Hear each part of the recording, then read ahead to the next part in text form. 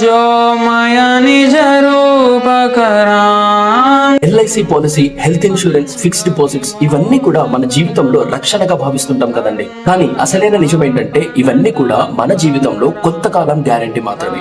మరణం తర్వాత అసలైన రక్షణ ఇవేమి కూడా మనకి కల్పించలేవు. కానీ రామాయణంలో శ్రీరామచంద్రుడు మనకిస్తున్న పాలసీ రక్షణ ఏంటంటే చూడండి, ఎవరైనా కానీ ఓ రామా ఇవాల్టి నుంచి నేను నీ వాడిని, నీకు నేను శరణాగతి పొందుతున్నాను అని వారి నోటితో కనుక పలుకుతే, ఆ రాముడి అభయం కొరకు ప్రార్థిస్తే వారికి వెంటనే అభయ ప్రదానము చేస్తాను అని రాముడు మాటిస్తున్నాడు. అలానే ఆ క్షణం నుండి అతను ఎప్పటికీ సర్వదా సురక్షితంగా ఉంటాడు అని ప్రామిస్ చేస్తున్నాడు అనమాట.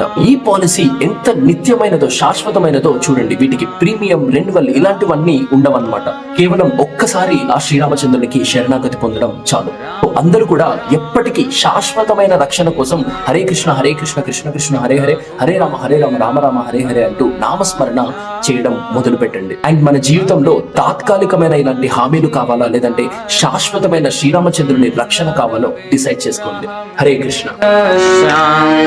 గంగా తులసి శాలగ్రామ్ భద్రగిరీశ్వర సీతారాం భగత జన ప్రియ సీతా